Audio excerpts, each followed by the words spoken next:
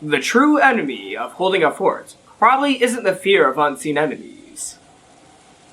It's whether you can keep it going over a long period of time. Maria had gotten bored and had started making a ruckus because she wanted to watch TV. Since there was no TV in the lobby, she decided to return to the cousin's room upstairs. The adults probably didn't want to leave Maria all on her own, among other reasons. They told all the children to go to the cousin's room upstairs. George, his heart wounded by the loss of his fiancée, had no willpower to resist that, and led the cousins upstairs. At first, Nanjo had been reading a book in the lobby. But when he noticed that the relatives looked like they wanted to talk about something shady, he said, "It seems I'm in the way," and returned to his room upstairs.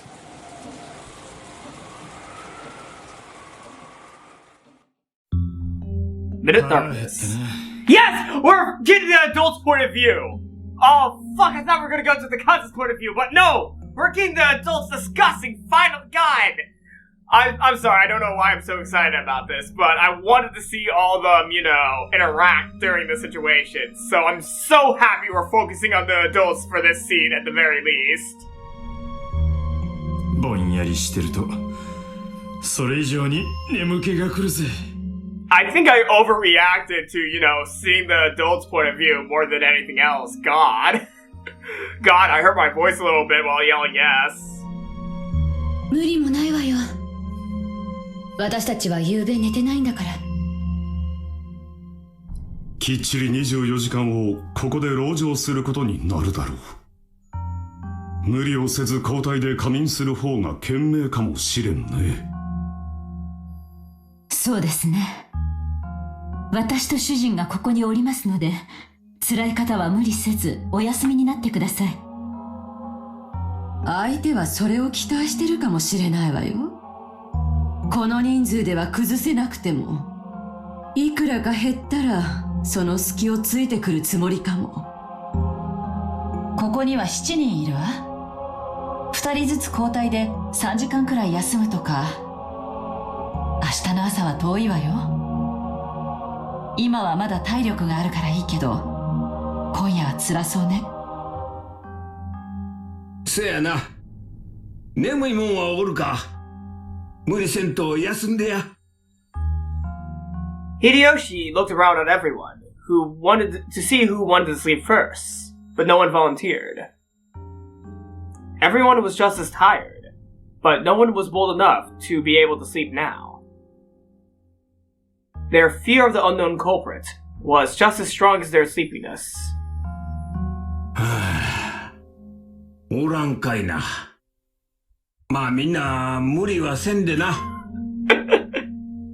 眠くなったらその時に考えるわ。確かに眠いけど、今はそういう気分じゃないの。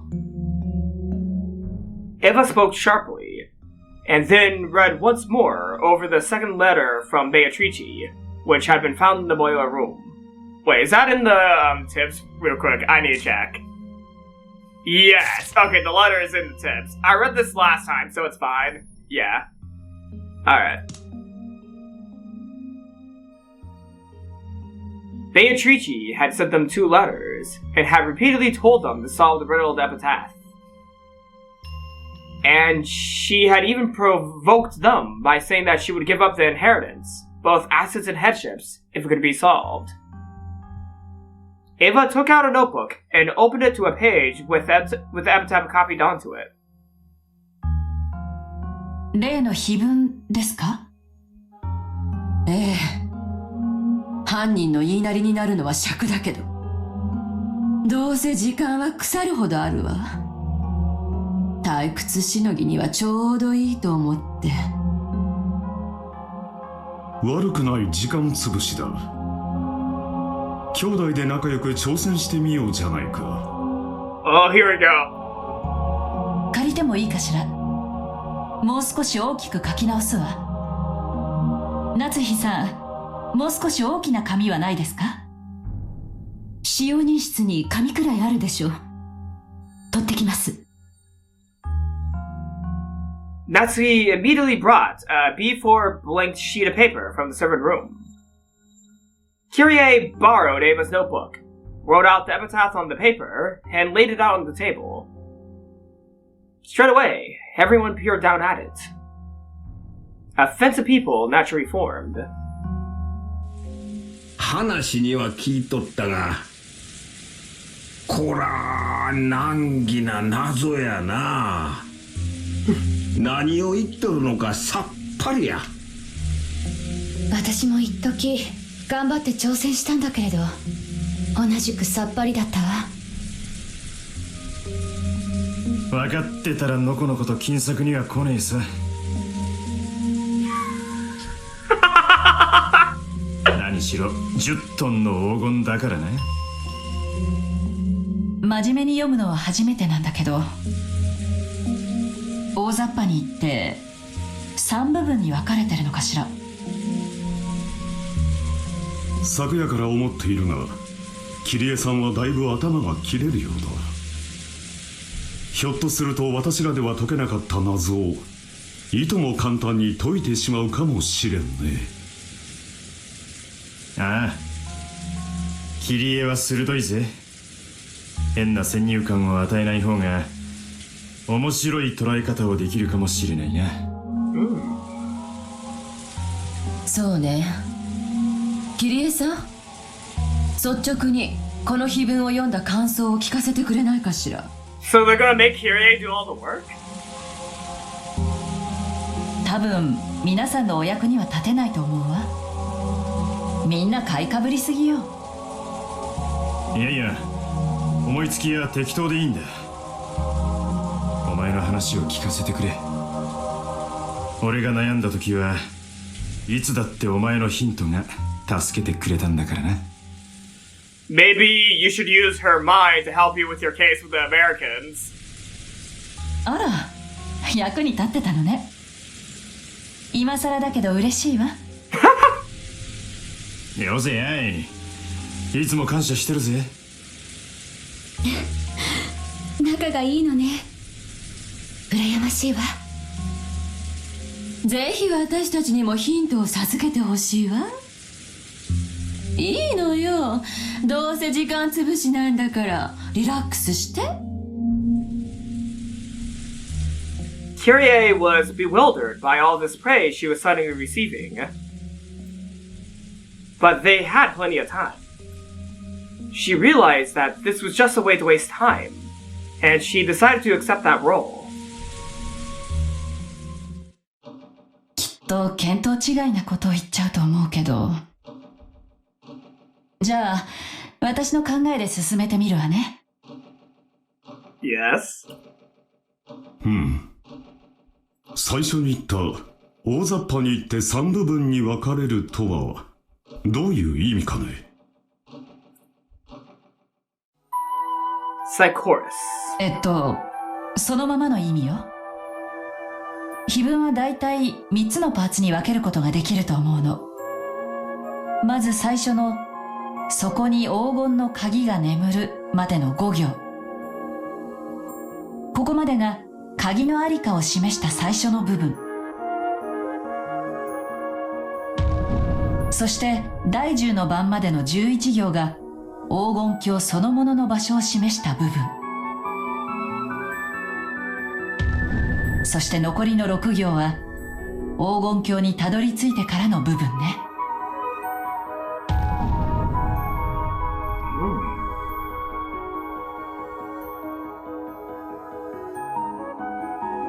そうですね。鍵と黄金鏡、そして黄金鏡の宝の話の3つに区分けできますね。その程度なら我々だって把握しているさ。鍵と扉、そして宝を示す3つの区分だ。兄さん、余計な口を挟まないで。キリエさんに自由な発想で発言してもらうのよ。キリエ、続けてくれ。俺たちもそれについては同じ認識だ。それで。最初に出てくる懐かしき故郷というのはどういう意味なのかしら。普通に考えたらお父様の故郷を指すのかしら。懐かしきとわざわざ断るところを見ると、とても思い入れのある故郷のように思えるわね。お父さんは小田原の出身だったかしら。生まれは確かに小田原だけど、お父様が懐かしむ故郷は多分小田原のことじゃないわ。それについては多分兄弟たちは全員同じ場所で認識してるわね。そうね、多分小田原じゃないわね。聞いた話ではとても楽しい少年時代だったそうよ。So you can have a fun time in your youth in Otomawa?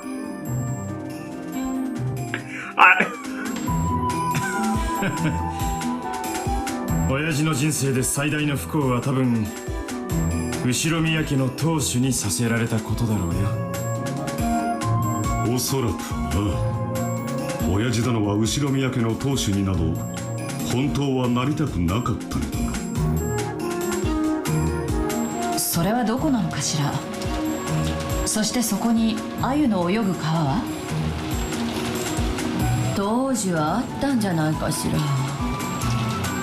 今はだいぶ開発が進んだでしょうから鮎はいなくなってるかもしれない。お父様が少年時代の当時に鮎がいたと言われると非常に調べるのは困難ね。川も一本ではないだろう。地理的な意味では我々もそれぞれにかなり調べたつもりだ。エヴァに至っては現地まで直接調べに行ったんじゃないかね。あくまでも旅行としてよ。でも街並みは当時と完全に変わってる。何しろ戦争を挟んでるのよ。お父様がどこに住んでいたのかさえ正確な場所の把握は不可能よ。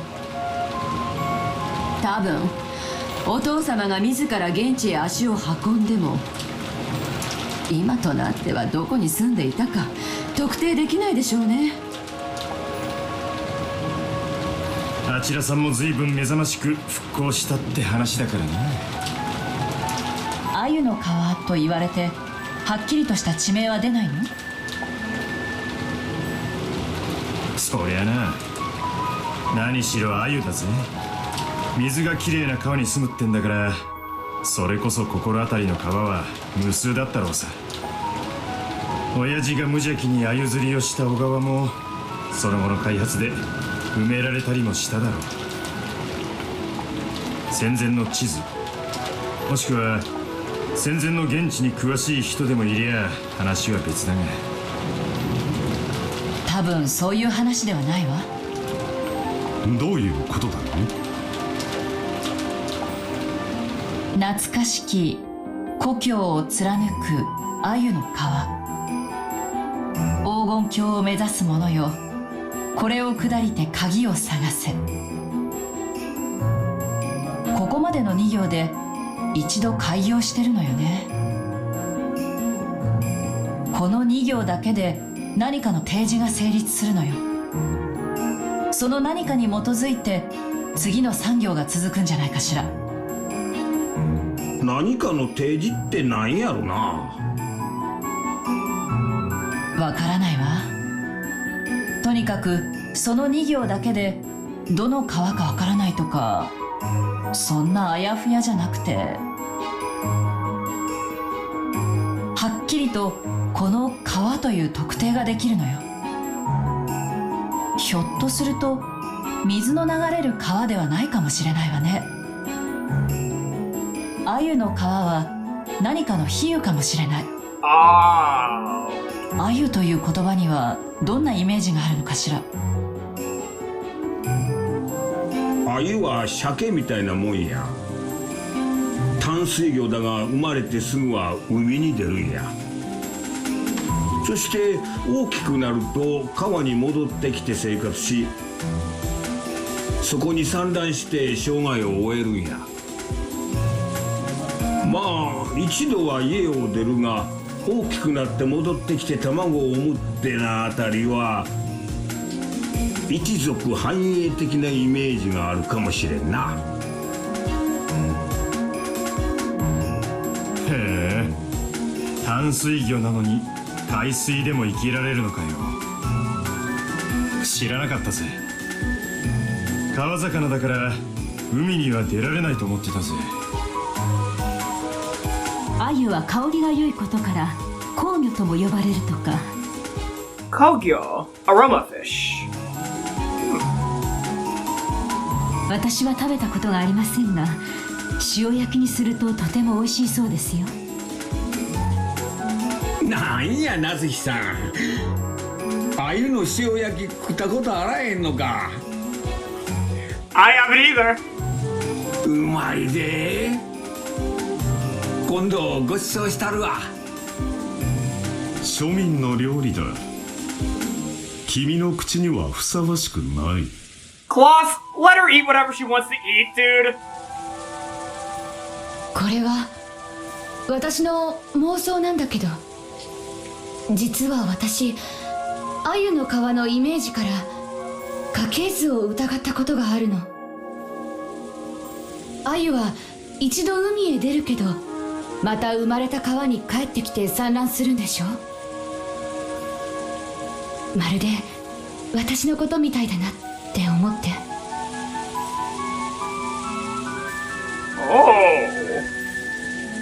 そうね。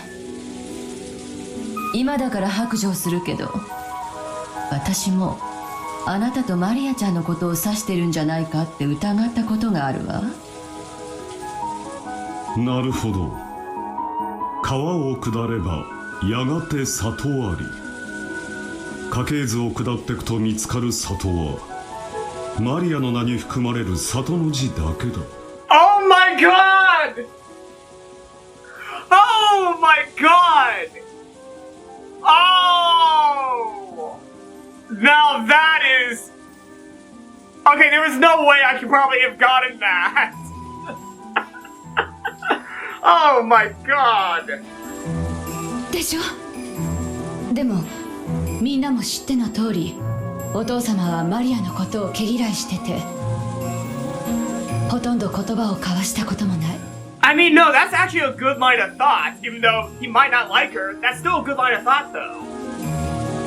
それにお父様はかつてマリアに全然違う名前をつけるように言っていたの。それを私が勝手にマリアにした。お父様はそれをとても怒っていたわ。その経緯を考えると、財産や家督を引き継ごうという大切な碑文にマリアの名を引用するとはとても思えなくて。Alright, before I continue on, I might want to suggest maybe a slight theory as to why Kinzo might not like Maria. This might be a little bit out there, but I think I might have a slight, okay, this is just a random thought.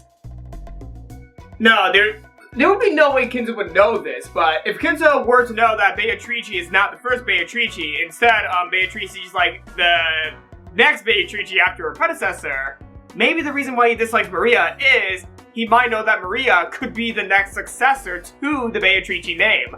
That's why he doesn't like Maria, because she inherited his black blood. She inherited his black blood of magic and, magic and, magery?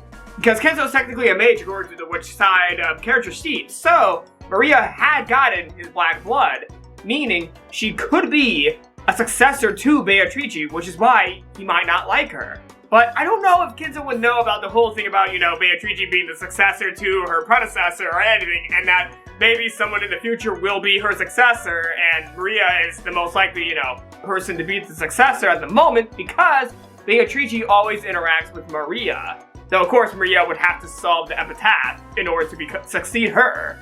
So maybe that's why Kinzo might not like her, because he knows that Maria has a slight, interest in black magic, and she might have a relationship with Beatrice. He might not like Maria for the fact that she's interacting with his beloved Beatrice, and that maybe one day she may overtake his beloved Beatrice, his beloved witch. That's just a thought that came into my head. Like, there's a lot of factors that would need to be explained. Like, does Kinzo know about the, the whole thing about the predecessor stuff about Beatrice, and does he know about Maria's interest in black magic? Like, that all depends on whether or not Kinzo knows Maria's interests, and if he knows about the succession of Beatrice, for which I have no clue if he knows anything about that. For which, that's why this theory could definitely, not work. It just depends on Kinzo's knowledge. Does Kinzo know enough to dislike Maria? Then there's the whole factor of, he might not like Maria because of his, his ideology. That might be the other reason. That's probably the most likely reason, because of his ideology, he doesn't like Maria. But if I go from the magic side, it could help explain why he disdains his grandchild. That could explain why he disdains her. But just depends on information. It just depends on information. So right now, I think it's because of his ideology is why he dislikes Maria. All because of his messed up ideologies. But it could also be that Maria could overtake his beloved as the #1 witch in the witching world. That's the worst thing I said in this video so far. マリアちゃんに碑文を読ませたことは？あ、ええ、もちろんあるわ。でもさっぱりみたいだった。魔女の復活の儀式みたいな相変わらずのオカルト話ばかりでさっぱりだったわ。That's probably some important information, Rosa. 親父殿とマリアの接点。確かに両者にオカルト趣味はあるが、全く交流はなかった。私もマリアのことを指しているとは思えんね。懐かしきとわざわざ冒頭につけているのが私は気になるわ。さっきみんなが言っていたように、お父さんにとって後宮家の当主となることが不本意だったとしたなら、それを懐かしんだりするかしら。それは後宮本家を指す小田原ではないと思うの。Did he live somewhere else before he became the head? 私にはこの懐かしきという冒頭の一語がお父様にとってとても大切な思い出深い場所を示しているに違いないと信じているんだけれど。He must have lived somewhere else before becoming the head and going back to Odawara. That's probably what's going on here. まあいいさ。当時の地図もさっぱりだから特定は困難だが、とにかく親父の少年時代の故郷に鮎が泳げる川は何本かあったろうさ。水の流れる川ならね。それから続けてよ、キリエさん。川を下ればやがて里ありからの産業はちょっとよくわからないわ。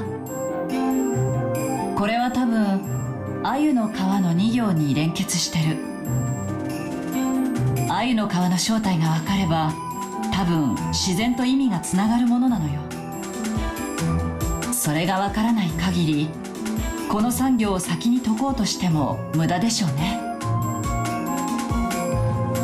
鮎の川の正体がわからねえとお手上げか。しかも文字通り河川を指した保証もねえときた。たく鮎ってのは何なんだ。親父の好物か、それとも何か特別な意味があるのか。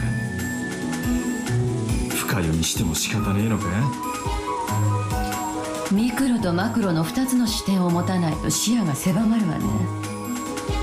深く考えすぎないで、魚が泳いでいる川、あるいは流れ、下るもの、登るもの、そのくらいの抽象的なイメージにしておいた方が発想が柔軟になっていいかもしれないわ。そして鮎の川の答えが続く産業を経て黄金鏡の鍵にたどり着く。こうして考えると3つの区分というのは間違いかしら。正確には4つの区分ね。鮎の川を下り、黄金鏡の鍵を見つけ、黄金鏡へ旅立つ、そして黄金鏡の宝。実に面白い。せっかくだ。続けて碑文の最も中心的な部分である黄金鏡にたどり着く第10の番までの見解を聞かせてくれんかね。この碑文の中で最も象徴的で、そして物騒な部分ね。生贄なんて単語が連発するからついついお父様のオカルト儀式と関係があるんじゃないかと思ってしまうけど、キリエさんならどう見るかしら。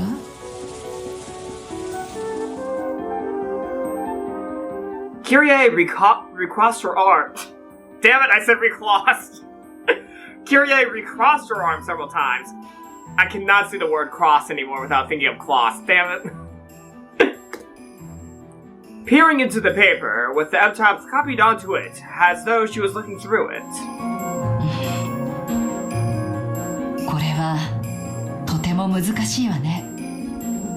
鍵を手にせし者はから始まるということは、多分鍵を理解していないと話が進まない。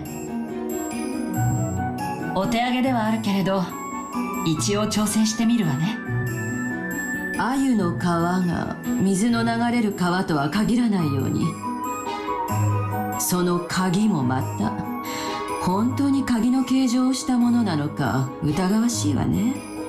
そうね、暗号とかキーワードの可能性もあるわ。だってこの鍵は鍵穴に刺すものじゃない。第1の番に6人の生贄を選ぶためにあるんだもの。その意味においてはこの鍵は黄金鏡の扉を開くものじゃないと言い切れるわね。しかし物騒な鍵です。6人もの生贄を選ぶ鍵なんて。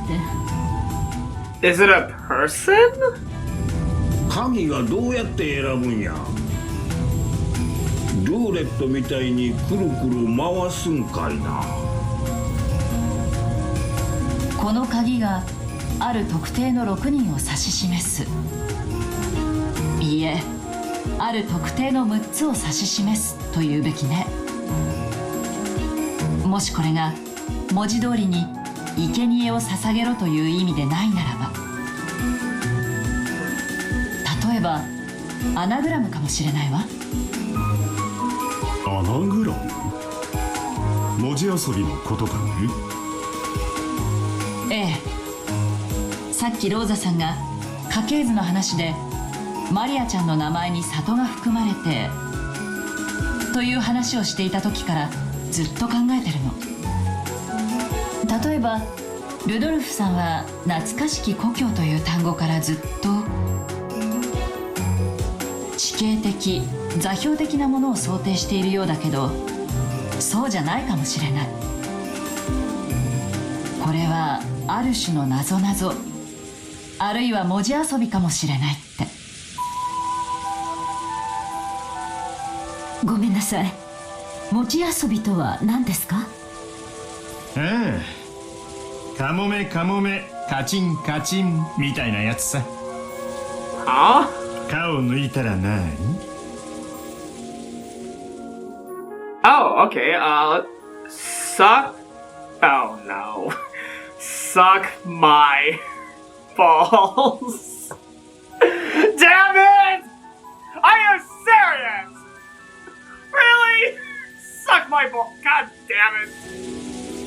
みたいや。あー、Rudolph! 夏日さんは育ちがいいから知らねえだろ。皮を抜くとえ Oh no, Natsui! Natsui, no!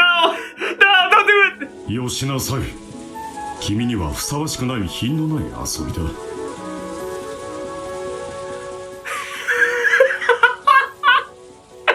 Only Natsui didn't get it, and had a blank look on her face. It seemed that she only guessed the answer had to be something undignified. After hearing Rudolph and Ava snickers.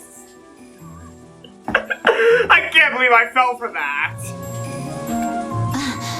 夏日姉さん、こういうことです。マリアのなぞなぞブックにあったんですけどね、タヌキの手紙っていうのがあるんです。 Oh, okay. タの文字がいっぱい混じった暗号みたいな手紙があるんだけど、タの文字を抜くとそこに正しい文章が浮かび上がるみたいな。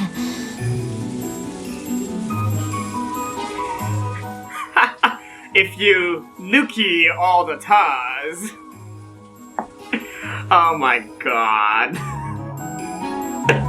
そんな遊びがあるんですよ。ああ、なるほど。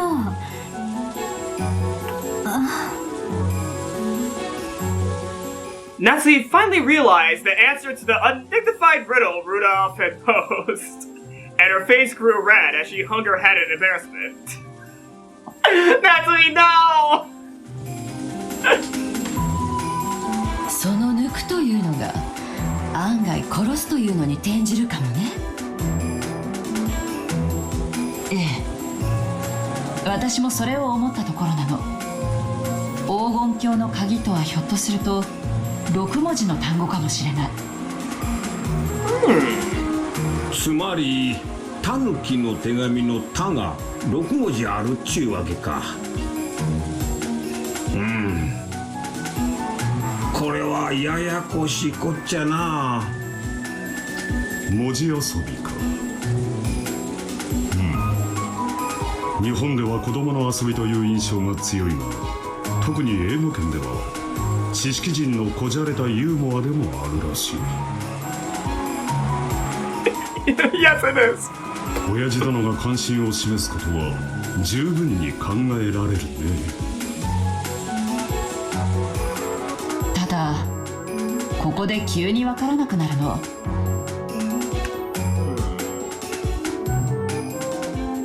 If we think about that, oh, that's actually very interesting when you say that, Kyrie.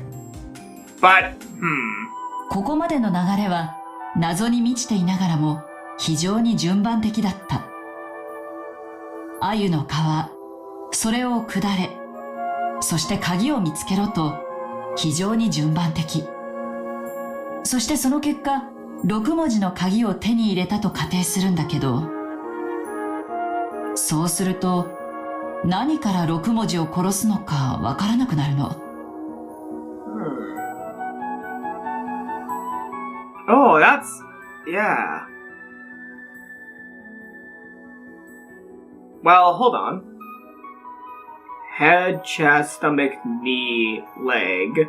That's 5, so I don't think it's the limbs. Huh. そういやそうだな。6文字を何から引くんだ？ Also, they're talking about characters, so there's another reason why this epitaph might be a little bit harder for me to solve. その提示がないな。第2の番に残されし者はとある。ということは少なくともその何かは有限の文字数なのよ。そこから6文字を抜いて残った文字で話を進めろと読み解けるわ。なのに最初に提示があるべき何かがわからないの。やっぱり文字遊びという過程が間違っているのかしら。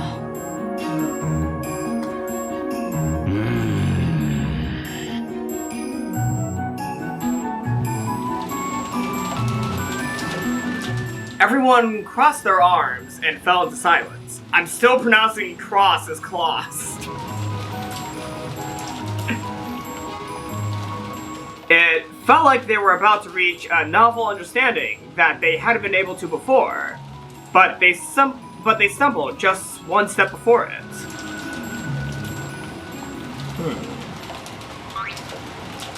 At that time, Hideyoshi's stomach rumbled heartily. That was his stomach rumbling? The silence up till then was broken by laughter. すまんすまん。珍しく普段使わん頭を回したもんですっかり空腹になってしもうた。やはり朝食抜きは答えるわなあ。夏日、ここには何かないのかね。軽食の備え程度があったはずです。用意しますね。俺も腹ペコだ。上のガキどもも腹ペコだろうよ。しかし18人分もそして3食もここに備蓄があるのかは。 Technically, pause, Rudolph. You technically have 12. You technically have 12 people. So you do have enough for no, I don't know. But there's not 18 people. そうやな。明日まで長丁場や。一度屋敷に戻って厨房で缶詰の類でも漁った方がええかもしれんな。クラッカーとおつまみくらいしかありませんが、それでよければ準備できます。でもこの人数ではお昼の分も残らないかも。今はそれでいい。すまんが準備してくれんかね。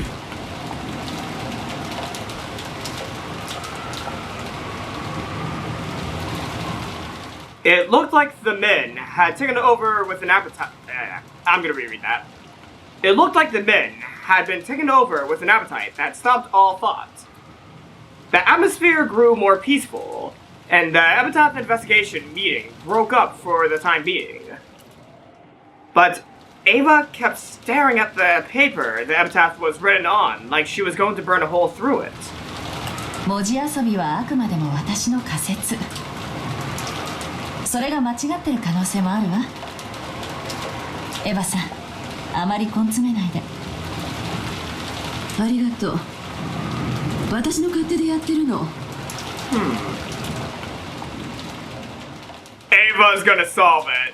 I bet Ava's gonna get close to solving it this chapter. She's either gonna solve it or get really close for the next part for someone to solve it. She's gonna get really close. I don't know if she's gonna solve it though. 放っといてくれないかしら。Ava spoke coldly. Kyrie didn't bother anymore and went to help Natsuki prepare breakfast. 姉さん、私たちも朝食の準備手伝った方がよくない？じゃああんたが手伝いなさいよ。私はこれを解くので忙しいの。ごめんなさい。じゃあ私手伝ってくるわね。まったく、なんであなたはそんななの？ Oh. この碑文を解いた人間が後ろ宮家の家督を譲られるのよ。あなたは関係ないと初めから諦めているようだけど、もしも解ければローザにだって家督を引き継げるチャンスがある。あの兄さんから全てを奪うチャンスなのよ。 Well, thank you for telling us your true intentions, Ava. どうしてその千載一遇のチャンスをあなたは真剣になって挑めないの？ Well, do I blame Ava? Do I blame Ava? No. それは。Rosa hung her head, troubled over how she should answer. She regretted, for the first time in a while, carelessly speaking to her sister when she was in a bad mood. あんたも何か気づいたことがあるんなら言いなさいよ。私やキリエさんは真剣に推理してたのに、あんたは相槌ばかりだったじゃない。ほら、何か気づいた点はないの？ほら。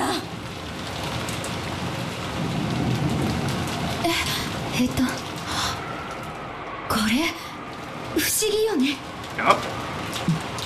不思議？何が？黄金鏡っていう単語よ。何度も出てくるわよね、黄金鏡って単語。それが何よ。黄金鏡を文字分解すると何かキーワードにでもなるの？そうじゃなくて、ほら、この第10の番だけおかしいでしょ。The home of the gold. Oh!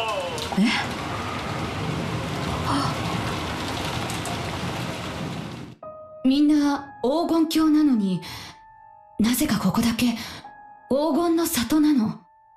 The song that's playing right now is beckoning. Oh! Ogankyo, Golden Land, and Ogan no Sato, Home of the Gold. Oh!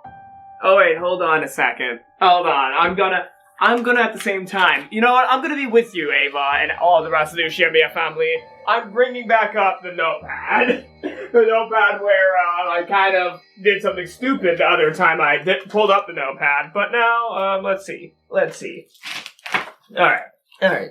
Let's go ahead and write some of these down. Like, as soon as more things come up, I'm gonna write some of these down. Alright. So, they're probably gonna solve it in the game. So I probably don't need to do this, but I'm doing it anyway because why should I not? I'm having some fun. So I'm gonna go ahead and write these two characters real quick myself. May not be the prettiest writing, but it's gonna be writing anyway. Oh yeah, okay, so I just wrote Golden Land. The last character I got a little messy on, but the first two characters are not that bad. So okay, I wrote that one. I'm gonna write the English translation, Golden Land, and now I'm gonna write Ogan no Sato, Home of the Gold. Like, okay, for gold, I've written gold a few times, but I have never written, some of these kanjis before, so that's why I'm a little bit messy on some of them. But I'm slowly getting the hang of writing some of these. Okay, I wrote both of them. I just wrote both of them. Yes, at the same time, using my limited knowledge of kanji and Japanese, along with the English translation. I'm going to try solving the epitaph with Ava from what information we're getting right now. So I decided to write both of those down so that I can remember what the kanji look like. And to get some practice in writing kanji because, well, I don't get a lot of practice, so let me have this, okay, everyone? Anyways, let's get back to the game. わざわざのが1文字混じるのよね。どうしてここだけ言い方が違うのか漠然と気になってて。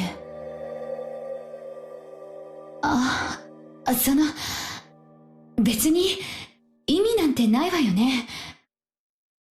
お父様のことだもの。ちょっとした言葉のあやでたまたま言い方を変えただけかもしれないしね。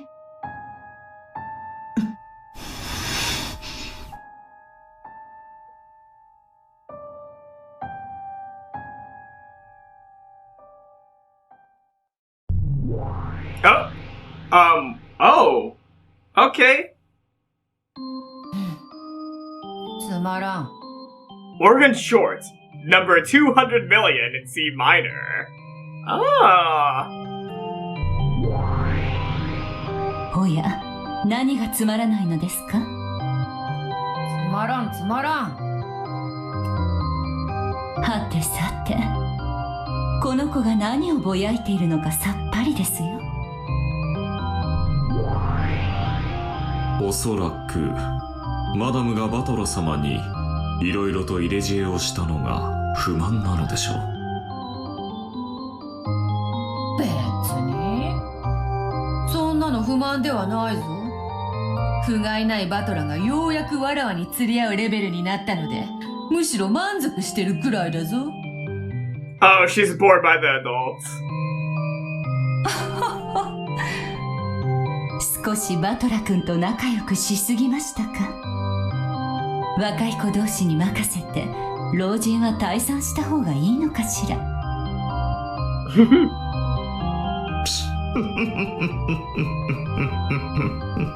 So she is not happy about Bowler, understanding what's going on.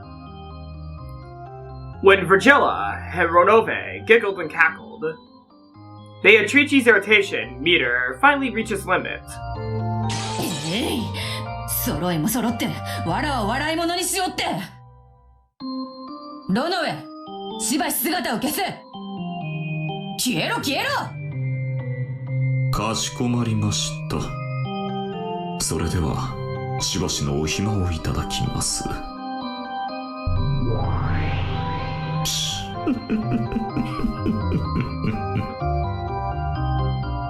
Ronove bowed his head, still laughing, and hid himself. After that, all that remained was the figure of Beatrice, who was grumpy and irritated, and Virgilia, who was coolly enjoying her tea. この島に19人以上いないと言ったあの赤がむしろあなたを追い詰めました。やっぱりな。ちょっと早いかなと思ったんだが、やっぱ早かったかな。彼をもっと迷走させてからならともかく。全くにもって無駄な切り札でしたよ。むしろ彼を奮起させてしまいました。In addition to his victory condition of denying the witch, Valor had held on to a different victory condition, since he had wanted to explain things without suspecting any of the 18. Hadn't he been at his weakest when he was being tossed about by these two opposing goals? I'm gonna reread that. I didn't like how I said that. Hadn't he been at his weakest when he was being tossed around by... Oh my god. I keep on saying around, but it's about... Hadn't he been at his weakest when he was being tossed about by these two opposing goals? However, Beatrice had used the red carelessly, and had proclaimed that there were no more than 18 people. Because of that, Valor had been forced to suspect one of the 18. And he had finally begun to build up the readiness that he needed to accept that. Battler was stubborn. But because of that, when he was struck where he was fragile, fissures would crack all over him, like breaking china. That itself should have been his greatest weak point. 前回圧勝だったんで、ちょいと油断が過ぎたかな。ええ、油断が過ぎましたね。前回はバトラ君にとって難易度の高いゲームでしたが、どうやら今回はあなたにとって難易度の高いゲームになりそうですよ。割れた壺は決して元に戻ることはない。未練がましくかけらを拾うより、他の手を考えた方が建設的というもの。しかし、すっかり知恵をつけたバトラにどう仕掛ければよいというのか。炉の上のクッキーよりあなたが困っている顔の方がお茶菓子にぴったりですよ。バトラもお師匠様もどの上までもわらわを茶化扱いだ。わらわは決して甘くはないというのに。With a shameful, childlike face that she would have never shown in front of Battler, Beatrice rolled her head around on top of the table. お師匠様、せめてヒントを。おや。I love seeing Beatrice like this. I really like seeing this for some reason. 何のヒントですか?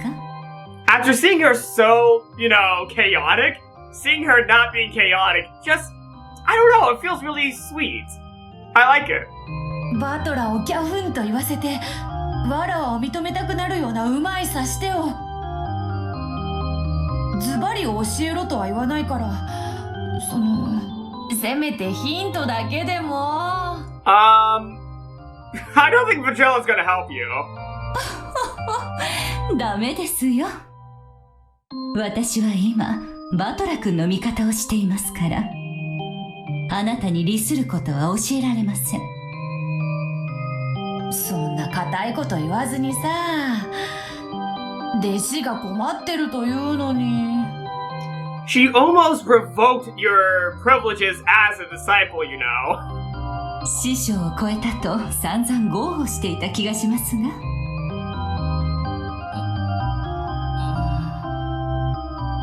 年寄りらしく老快な知恵を一発授けてくれよ。頼むよ。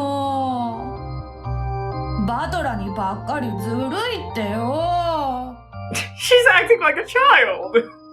This is actually kind of funny. もう相変わらずのだだっこですね。でも確かにちょっとバトラ君にヒントを与えすぎたかもしれませんね。ほう。あなたのお灸にはなったけど、フェアなゲームとしては少し肩入れをしすぎたかもしれない。そうであろう、そうであろう。頼むよ、お師匠様。せめて今後のヒントだけでも。ヒントだけですよ。意味は自分で考えるのですよ。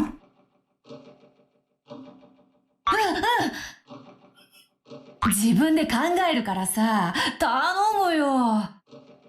バトラをケチョンケチョンにできるやつを頼むよ、お師匠様。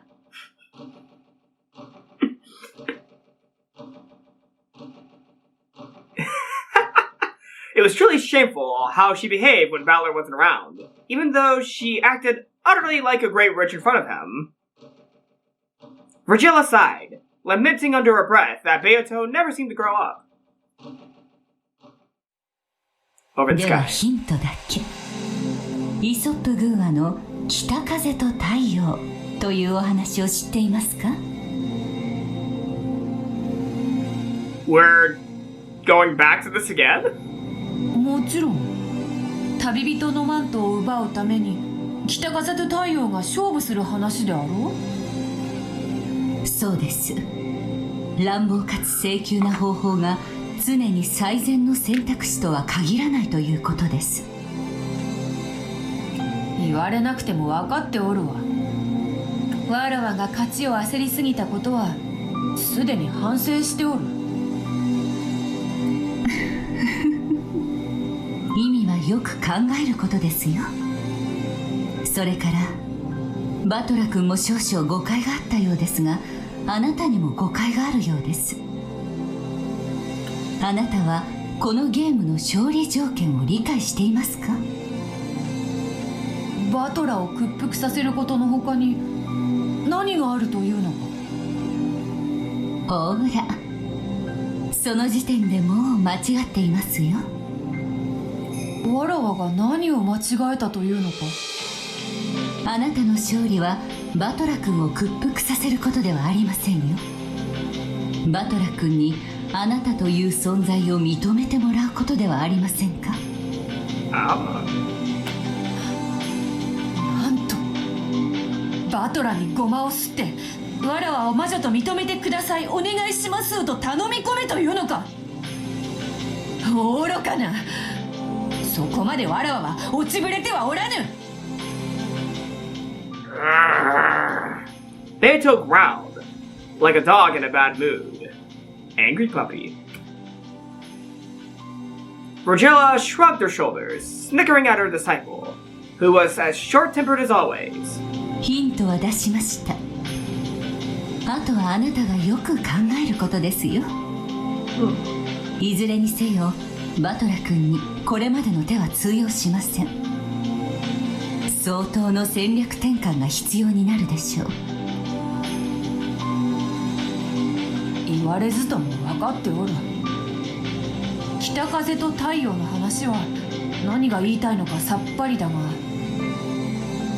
とにかく方針を変えねばならぬことは分かった。お師匠様もあっと驚くような奇策を披露してみせるぞ。それは楽しみですね。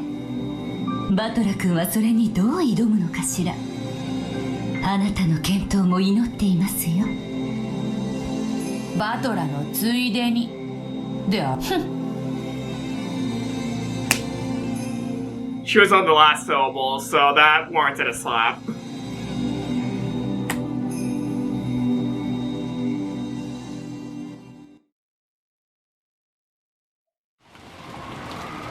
And back to the adults in the guest house.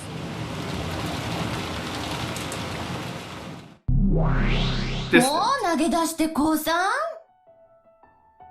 and we're back to the internal dialogue with her younger self. Actually, before we go to that, I'm just gonna say this one thing. I'm gonna be honest here. I can't really tell if I should root for Beatrice or Balor now. I know. I don't know why, but for some reason I find myself actually rooting for Beatrice for some reason over Balor. I don't know why. I'm finding myself wanting to root for Beatrice to win their game than Balor. But wait, okay, yeah, when I think about it, if Balor won anyway, what does that do? What does that do if Balor were to win? I'm gonna be honest here. What good would that do? I'm just thinking, okay, yeah, when you think about it closer now, why would I root for Balor to win when, in the end, it's not really gonna accomplish much? Like, yes, maybe figure out an idea of who was really behind the massacre, but his winning condition was to deny Beatrice's existence and prove that it was a human culprit. He's not trying to find out who actually did it or what to do about it. He's just wanting to prove that Beatrice is not real. Really, his condition is kind of just... I don't want to say it's pointless, but at the same time, I don't know what benefit he's gonna get out of this in the very end. I actually don't see any benefit of what Balor could gain from this. Maybe I'm missing something. But what's the point if Balor were to win his game with Beatrice? I'm trying to think, I'm thinking about it now, I'm like, what would he win in the end? Bragging rights against the witch to disappear? But that's not gonna change that his fucking family just died. If it was a witch who killed his family, well, he would have to accept that the witch was real and killed his family, for which Beatrice will win automatically. So... I don't know if Balor winning would do any good for him, or anyone else. Because everyone dies at the very end of each time. Everyone is dead at the end, so,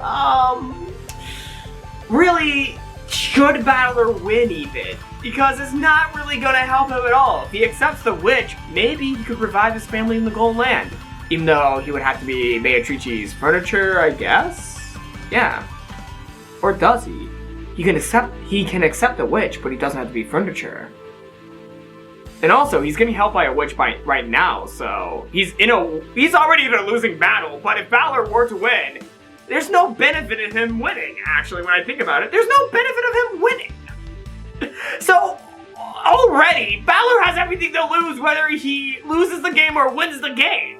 Beatrice has nothing to lose? Well, if she loses her ego and you know, yeah, she loses her ego if she were to lose, so she does have something to lose. But Balor, either way, he either loses his own ego and his values if he were to lose, and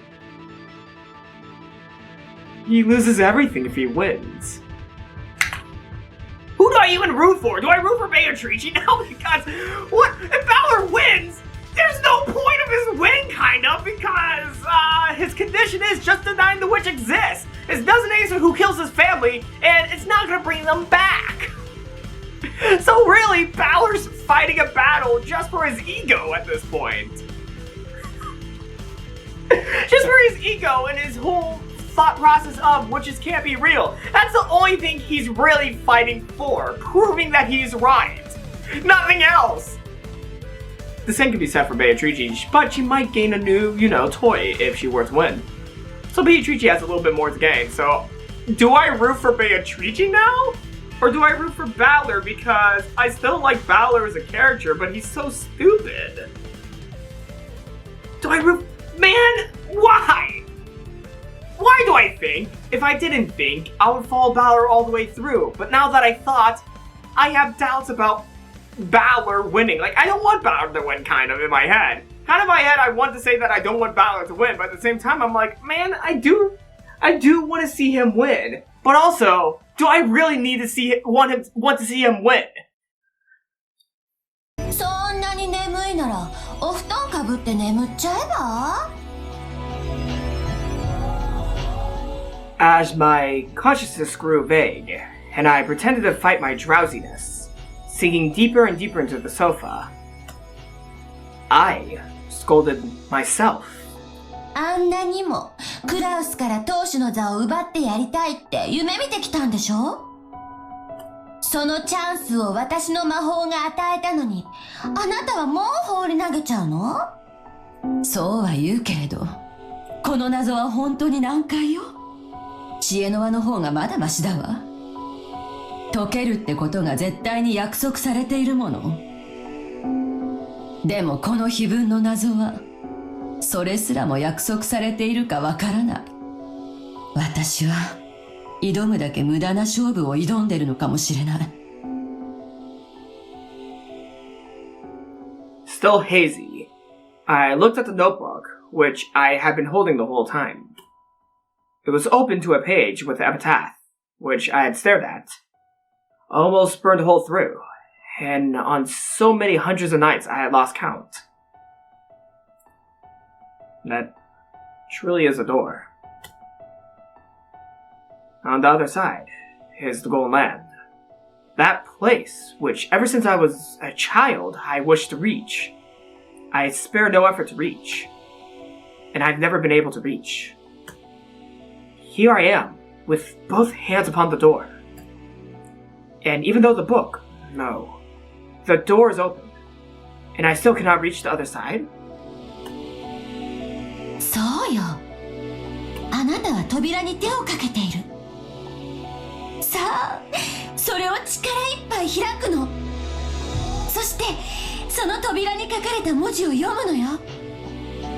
力いっぱい開く？扉に書かれた文字を読む。Oh! The door to the Golden Land! Oh!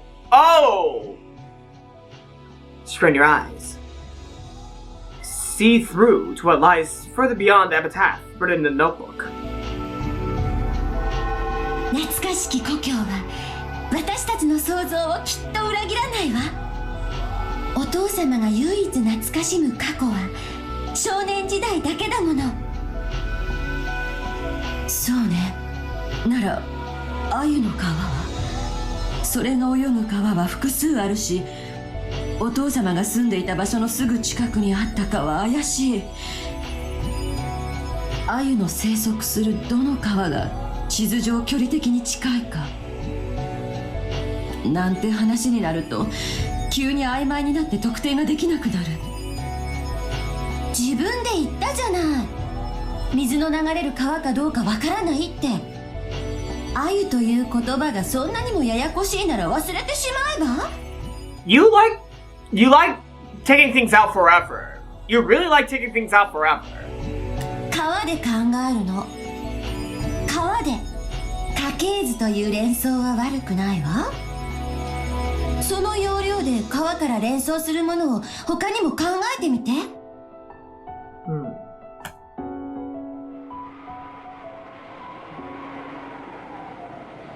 川じゃなくて？川じゃなかったら鮎は泳げないのに？ああ、でも鮎が泳げるってことは海までつながってるのかしら？川魚だけど海に出るってうちの人も言ってたし。 Follow the ocean.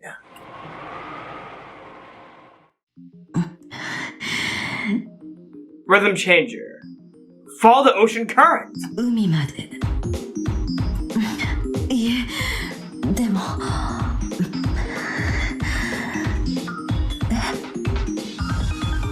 気づいた。でもうろ覚えなの。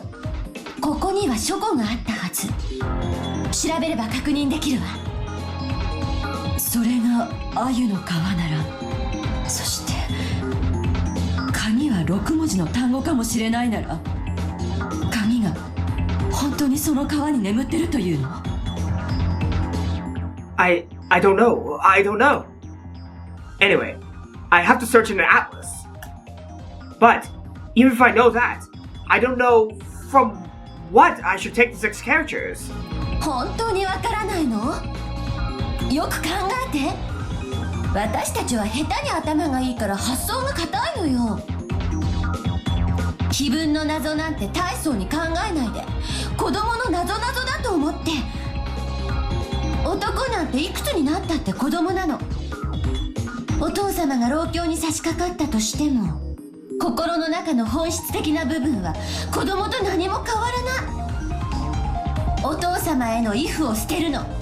マリアが船の中で突然出してくるようなくだらなくて低俗な謎遊びだと思って。謎くだらない低俗な。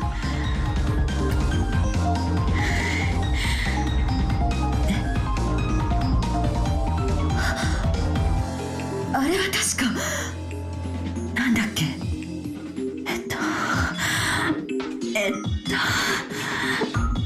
Get to the archive!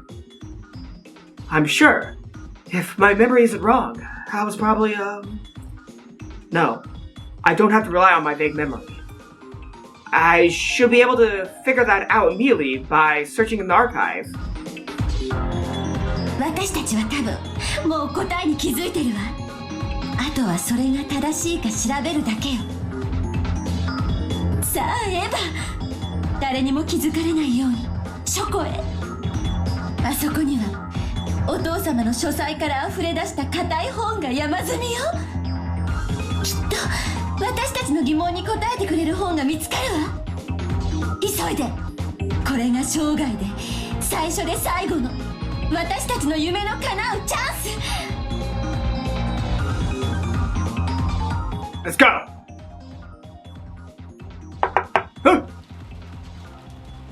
When Nessie tried to lay a blanket over her, Ava suddenly jumped up. ごめんなさい。 I'm sorry, Nessie, you scared me. 起こしてしまいましたね。エヴァ、眠いなら無理をしなくていいぞ。お前から休みなさい。ありがとう。ちょっとお化粧室に行って顔を洗ってくるわね。無理をせんと休んだ方がええで。また体に触るで。本当に大丈夫だってば。すぐ戻るわね。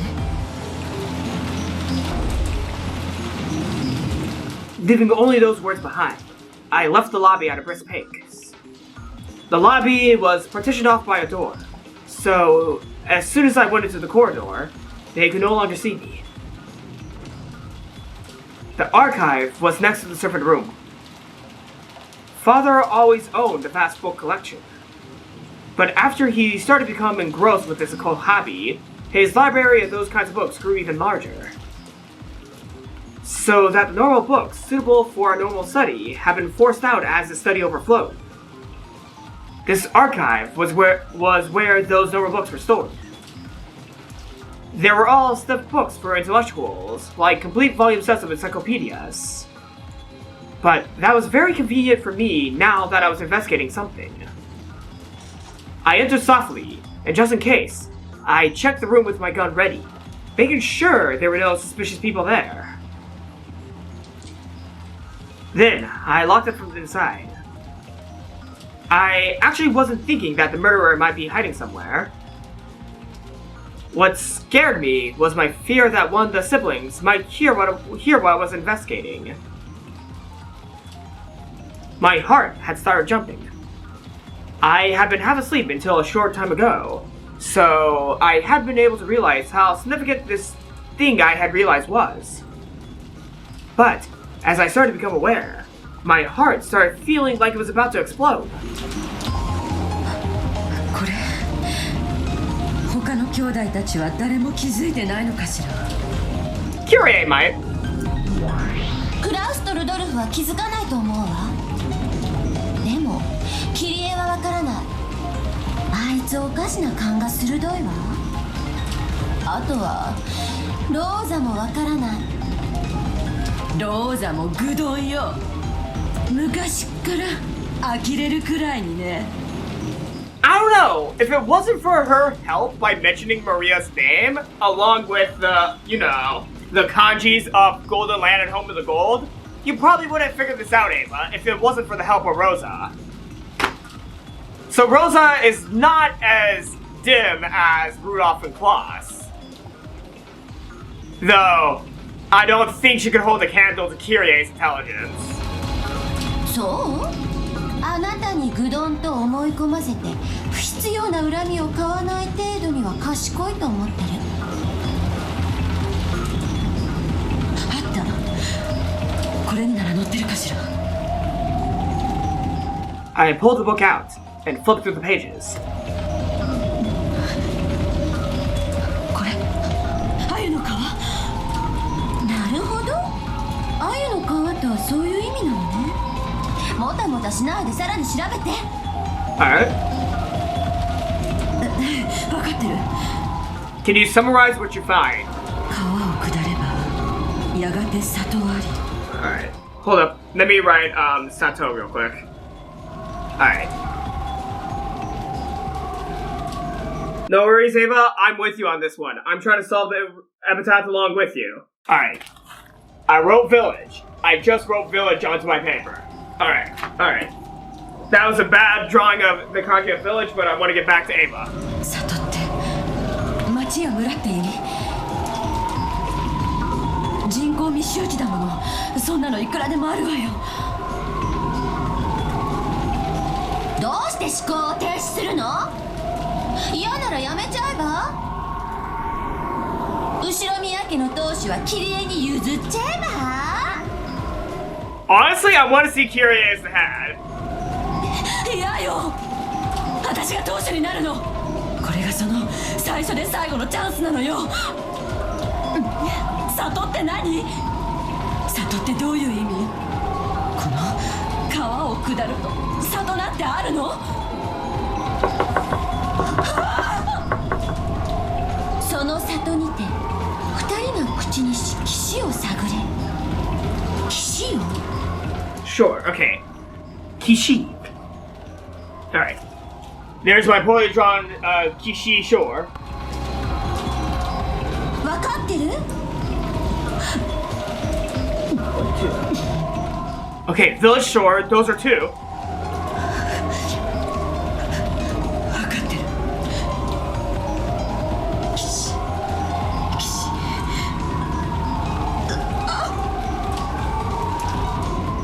All those pieces that I hadn't been able to understand at all were right before my eyes, starting to snap into place, all by themselves. I couldn't even remember to close my mouth. My throat grew completely dry. Is it really alright for this to be the answer? Really? Really? でもこれは全然6文字じゃないわ。 You just gotta find 4 more. これが答えに間違いないって断言できるけど、これは全然6文字に満たない。また思考停止？ならそれを6文字で読める方法を考えなさい。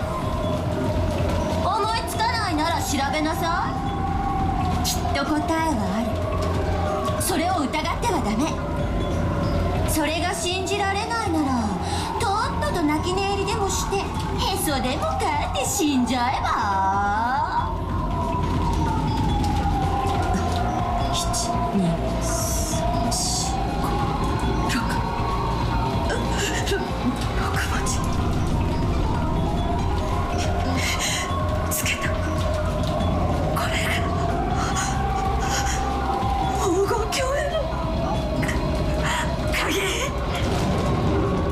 What is it? それが黄金鏡への私たちの子供の頃からの夢への鍵。その鍵を指す鍵穴はあそこしかない。生贄に捧げるのはきっとあれ。もうわかるよね。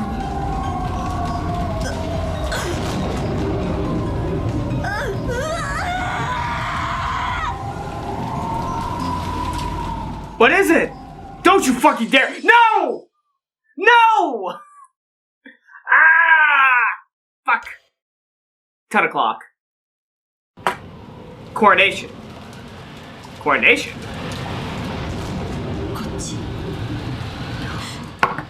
This next chapter is gonna be when Ava figures it out! This is gonna be the next chapter where... Is Ava gonna figure it out? Or is she going astray? But... Is Ava actually about to figure out... Is she about to figure out the truth of the habitat? Wait. Okay, how do I make the realization? Okay. Golden Land, shore, village, Kishi, shore. Okay.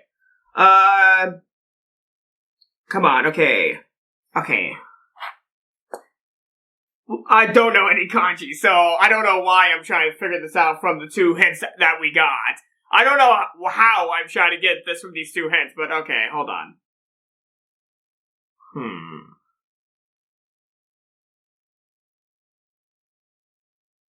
Shoot! Yeah, I don't think I could do this.